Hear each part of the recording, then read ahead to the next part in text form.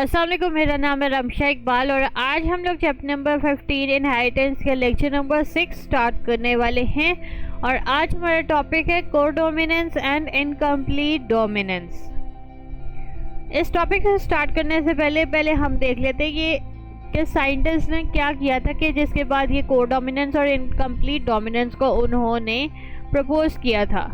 ठीक है, तो साइंटिस्ट ने ये प्रूव किया था, कुछ एक्सपेरिमेंट्स उन्होंने बाद में किए। मेंडल्स की जो भी रिसर्च उसने की थी, उसमें जो भी उसने रिजल्ट्स निकाले थे, उसके बाद साइंटिस्ट ने भी डिफरेंट एक्सपेरिमेंट्स परफॉर्म किए थे और उन्होंने प्रूव ये किया था कि सारे जितने भी ट्रेट्स होते हैं ऑर्गेनिजम्स के अंदर वो फॉलो नहीं करते मेंडल के लॉज को। क्योंकि कुछ एग्जांपल्स यहाँ पे लिखी हुई है कि कुछ ट्रेड्स, बल्कि ज़्यादातर ट्रेड्स ऐसे होते हैं जो कि कंट्रोल होते हैं by more than one gene pair. यानी कि सिर्फ हम मेंडल ने ये बताया था कि एक जीन पेयर ही रिस्पॉन्सिबल होता है किसी एक पर्टिकुलर ट्रेड के लिए। ठीक है, एक जीन पेयर है, उसने सिर्फ पर्टिकुलर एक जो ट्रेट है ऑर्गेनिज्म के अंदर उसको उसने कंट्रोल करना होता है। हालांकि ऐसा नहीं है, एक पर्टिकुलर जीन पेयर के अलावा और भी जीन पेयर्स चाहिए होते हैं एक पर्टिकुलर ट्रेट को कंट्रोल करने के लिए। ठीक है, दूसरी इसमें ड्रॉबैक ये आया था कि ज़्यादातर ट्रेट्स के लिए 2 से ज़्यादा जीन एलील्स भी प्रेजेंट होते हैं जीन पेयर के अंदर। ऐसा नहीं है कि सिर्फ एक ही जीन पेयर के अंदर 2 ही एलील्स प्रेजेंट होंगे, तो जीन पेयर के अंदर 2 से ज़्यादा एलील्स भी प्रेजेंट हो सकते हैं। अच्छा, तो ये उसके बाद आता है कोडोमिनेंस और इनकम्प्लीट डोमिनेंस। ये हमारे पास मेंडल लॉज की कुछ डेविएशंस थी जो कि बाद में प्रपोज की थी साइंटिस्ट ने। अब कोडोमिनेंस क्या होता है? कोडोमिनेंस ऐसी सिचुएशन होती है कि जिसके अंदर क्या होता है कि एक जीन पेयर है, उसके अंदर 2 डिफरेंट एलील्स प्रेजेंट हैं। ठीक है, अब डिफरेंट एलील्स हैं तो इस केस में हम लोगों ने ये स्टडी किया था मेंडल के अकॉर्डिंग के जो एक डोमिनेंट एलील होगा और एक रिसेसिव एलील हो जाएगा। और डोमिनेंट एलील जो होता है वो एक्सप्रेशन को प्रिवेंट करता है रिसेसिव एलील के, ऐसे ही है ना। लेकिन इस केस में क्या था कि अगर जीन पेयर के अंदर 2 डिफरेंट एलील्स प्रेजेंट है तो वो एक्सप्रेस करेंगे, दोनों खुद को डिफरेंटली एक्सप्रेस करेंगे, कोई इसमें रिसेसिव और डोमिनेंट का रिलेशनशिप नहीं होगा। ठीक है, तो इस रिजल्ट में ये आया था कि अगर हमारे पास कोई 2 होमोजाइगस पेरेंट्स हैं, उसके बाद हेटेरोजाइगस हमारे पास ऑर्गेनिज्म प्रोड्यूस होता है, तो उसकी फिनोटाइप डिफरेंट होगी from that of the parents. ये हमारे पास रिजल्ट आया था। ये किस तरह आया था अब मैं आपको एग्जांपल से पढ़ाऊंगी तो ज़्यादा अच्छी तरीके से आपको समझ में आ जाएगी। एग्जाम्पल ये है कि हमारे पास अगर हम लोग एक्सप्रेशन देखें ह्यूमन ब्लड ग्रुप की, एवीओ ब्लड ग्रुप सिस्टम अगर हम देखें तो ये कंट्रोल होता है बाय द जीन आई। ठीक है, जीन आई ने एवीओ जो हमारा ब्लड ग्रुप है उसको कंट्रोल करना होता है। अब जीन आई की 3 एलील्स होते हैं, आई ए है, आई बी है और एक स्मॉल आई है।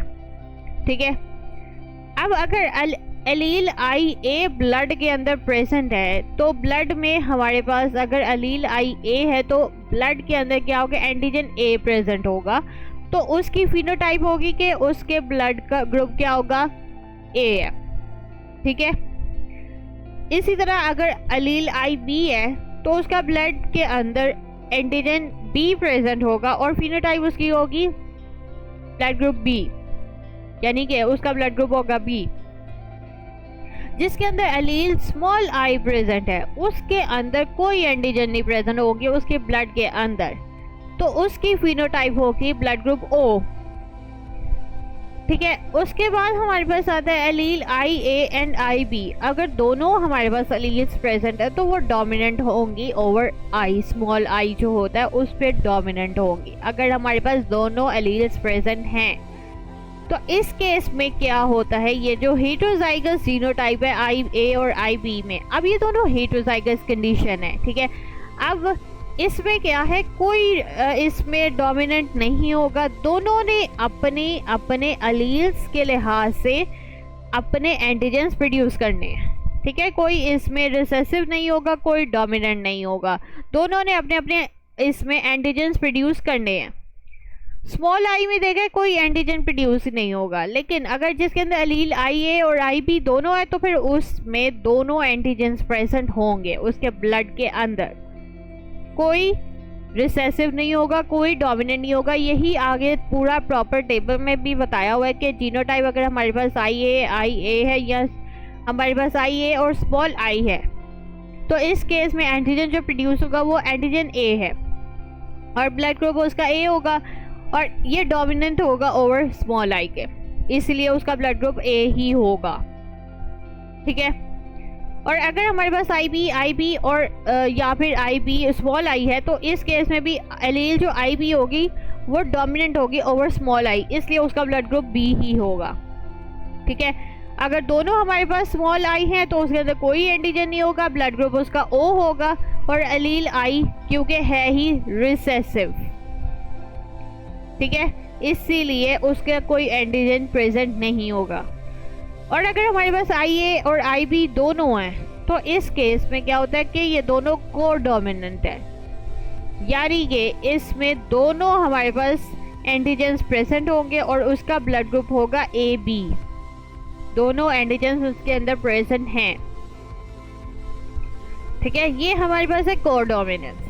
अब हमारे पास आती है इनकम्प्लीट डोमिनेंस। इनकम्प्लीट डोमिनेंस में क्या होता है कि ये ऐसी अगर कोई हेटेरोजाइगस कंडीशन आई है, ठीक है, यानी कि हमारे पास होमोजाइगस हमारे पास पेरेंट्स हैं, उसके बाद हेटेरोजाइगस हमारे पास सिर्फ वन जनरेशन आई है, तो उस केस में क्या होगा कि दोनों जो उसके अलील्स होंगे वो दोनों तो डिफरेंट है। हेटेरोजाइगस है तो दोनों अलील्स क्या है, डिफरेंट है, तो वो क्या करेंगे, वो एक्सप्रेस करेंगे एज अ ब्लेंड, यानी कि मिक्सचर के लिहाज से उसका मतलब रिजल्ट आएगा पेरेंट्स के हिसाब से, उसका मिक्सचर आएगा।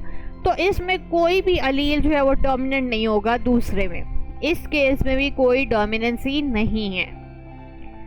कैसे नहीं है, इसमें हम लोग एग्जांपल से देखते हैं कि किस तरह से होता है। एक हमारे पास अगर हम लोग 4 o'clock प्लांट को स्टडी करें और उसका हम लोग फ्लावर का कलर हम लोग देखना चाह रहे हैं, ठीक है, 4 o'clock प्लांट का नाम है, ठीक है, उसका फ्लावर कलर हम लोग डिस्कस करना चाह रहे हैं, तो वो कंट्रोल होगा बाय द 2 अलील्स। एक हमारे पास कैपिटल R है और एक हमारे पास है स्मॉल r।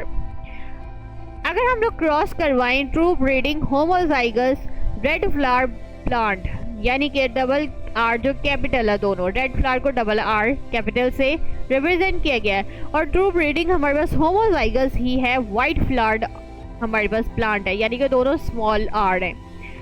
अब इसमें F1 जनरेशन क्या होगी, अंडरस्टूड सी बात है, दोनों के एक एक गैमीट आएंगे और F1 जनरेशन हमारे पास होगी, एक कैपिटल R आएगा और एक स्मॉल r आएगा। अब अगर हम मेंडल का लॉ देखें उसके हिसाब से तो हमारा F1 जनरेशन ये आना चाहिए था कि दोनों रेड आने चाहिए थे, यानी कि F1 जनरेशन हमारे पास रेड आनी चाहिए थी। क्यों? क्योंकि कैपिटल R प्रेजेंट है तो वो डोमिनेंट होगा ओवर द स्मॉल r, ऐसे ही है ना। लेकिन इसमें क्या आया था कि हेटेरोजाइगस जो प्लांट हमारे पास रिजल्ट आया था F1 जनरेशन में वो पिंक फ्लावर आया था। अब एक पेरेंट हमारे पास रेड है, एक पेरेंट हमारे पास वाइट है, लेकिन F1 जनरेशन में हमारे पास जो रिजल्ट आया था वो था पिंक फ्लावर।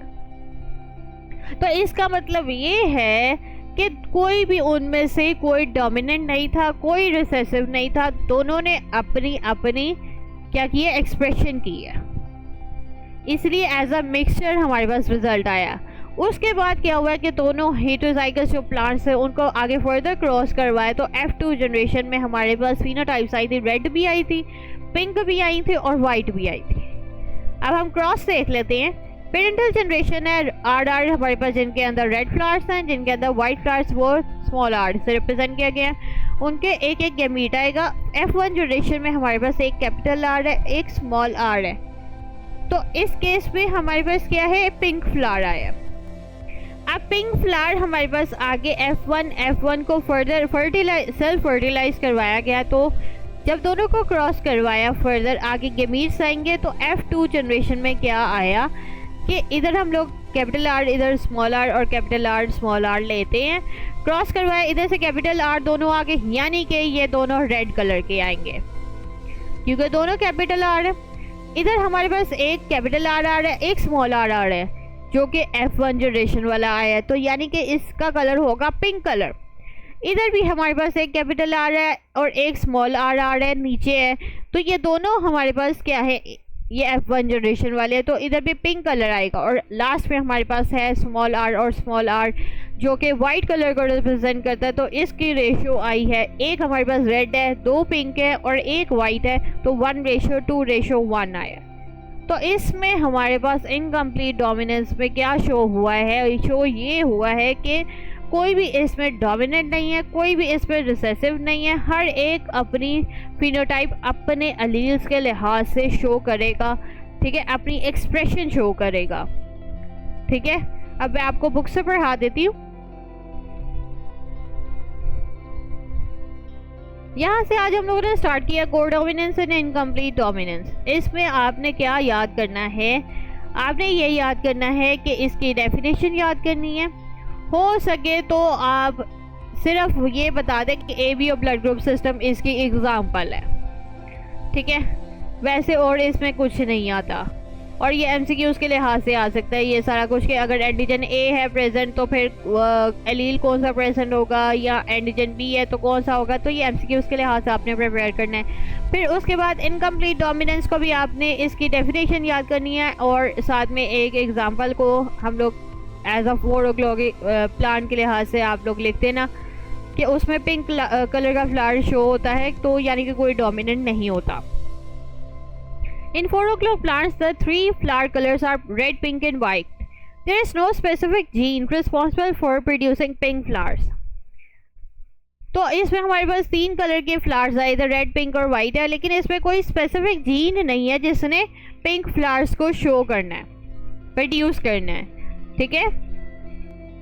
तो आज का टॉपिक बस हमारा इतना ही था। अगर आपको वीडियो पसंद आई है तो लाइक करें, शेयर करें, सब्सक्राइब करें। लिंक आपको नोट्स का डिस्क्रिप्शन में मिल जाएगा, साथ में कॉल लिंक दिया हुआ है जो कि फुल बुक है। अगर आपने वहाँ से स्टडी करना है तो आप वहाँ से भी कर सकते हैं।